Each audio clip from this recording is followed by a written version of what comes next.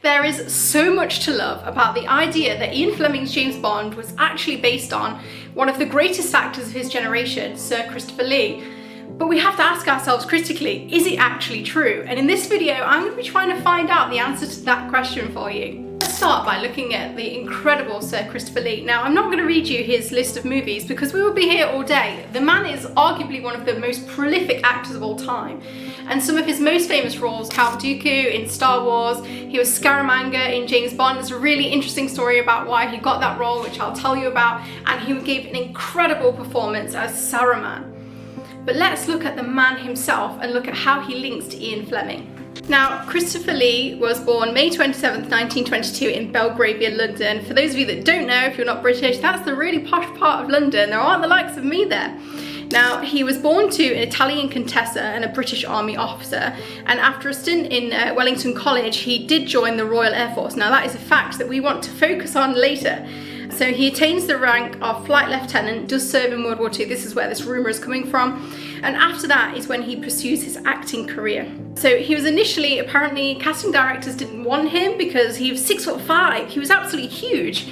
And they thought that was too big. I guess maybe that was why he started to get cast as bad guys, because he had such an imposing presence. He was eventually cast in Corridor of Mirrors in 1948, and his career just went to stratospheric heights, culminating kind of a knighthood, and really with Sir Christopher Lee, one of the greatest actors of his generation. So Sir Christopher Lee did see active service in the Second World War, but it's not entirely clear the kind of minutiae of what he was doing, because he chose himself to keep that quite private, which has obviously led to the speculation that he was doing James Bond-esque things. But how does this feed into Ian Fleming? I'm going to tell you. Regarding his military service, Christopher Lee was known to have said, "Let's just say I was in the Special Forces and leave it at that. People can read into it what they like." Ian Fleming was a little bit older than Sir Christopher Lee, but they ran in kind of the same circles. So he was born on the 28th of May 1908 and lived until 1964. And he was obviously a British writer who was known best for his James Bond novels. Now, his father was an MP, the MP for Henley from 1910 until he died in the First World War. Again, we will be coming back to this in 1917. Now, Ian Fleming was educated at Eton and Sandhurst, and apparently briefly went to University of Munich and Geneva. And he did a whole bulk of different jobs before he settled on writing. But it was actually Ian Fleming who was in the Navy. Now, if we think about who James Bond is, so Christopher Lee in the Air Force seeing active service, we have Ian Fleming who's in the Navy, and I think that is an important detail. So Fleming is involved in planning Operation GoldenEye and in the planning of oversight of 2 intelligence units, reportedly the 30th Assault Unit and T-Force. And he drew from his wartime service the depth of the James Bond novels. How do we link these two guys together? So Christopher Lee is actually the step cousin of Ian Fleming, which is one of the reasons why this rumour has kind of gained credence, because they did know each other more than just being, sort of step related. They were actually friends and they used to golf together.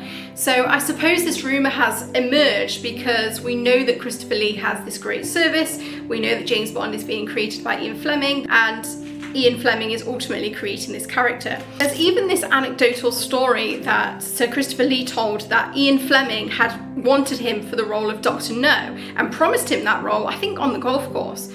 But when it actually came to casting it, Christopher Lee said that Ian Fleming kind of forgot and gave it to someone else, and then he was cast as Scaramanga after that. On the one hand, we can rationalise that these two great men knew each other, and maybe some of the character of Sir Lee spilled over into James Bond, but I think we have to remember that men of Fleming's age, all of them saw some sort of service, and ultimately James Bond, Commander Bond, is a naval officer, the same thing that Ian Fleming is. So he's going to be around all these different people who are actually serving in the Navy, who he is reported to have drawn the character of James Bond from.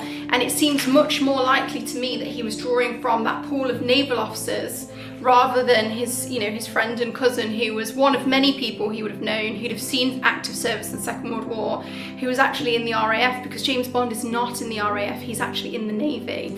And that, I think, is an important detail when we think about this rumour. But it is suspected that some things do come from Christopher Lee. Apparently there was a military leader called Sir Ormond Winter, who was known as O, who went on to potentially inspire the character of M. So Who knows? And I've also got a couple of suggestions for you about where other things come from, and I would love to hear your comments about whether you think it's plausible. Just like you may or may not know, James Barrie, who wrote Peter Pan, he had a brother who died young, and there's always been some speculation that the reason that he created Peter Pan was the boy who obviously never gets older is on some level subconsciously based on the death of his own brother at such a young age. Now, maybe we can apply that actually to Ian Fleming. So Ian Fleming's father, we talked about him before, he was the MP who was killed in 1917. So he actually attained the rank of Major. His name was Major Valentine Fleming, and he was killed by German shell fire at Guillemot Farm in the Somme on May 20th, 1917. So he was posthumously awarded the Distinguished Service Order in 1917, and he is buried at Temple Les Gerards, which is a British cemetery in France.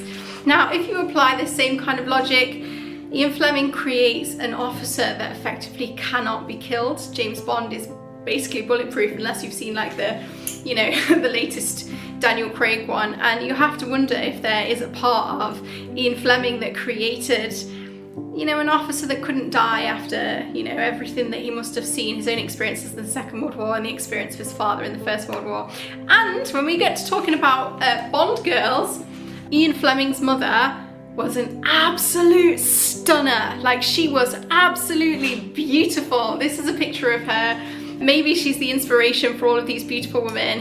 Ian Fleming must have been used to being surrounded by such a beautiful woman, so maybe that is the kind of blueprint for the Bond girls. I would love to know what you think. Thank you so much, guys, for watching this video. Shout out to the, you know, I will go to any effort for these videos apart from ironing my t-shirts. I just won't do it. If you liked the video, please do let me know. Please like and subscribe or share it to anyone who you think might like it. This is a small channel, and I'm so grateful for every single one of you who comes back week after week to watch these videos. Thanks so much, guys. See you next week.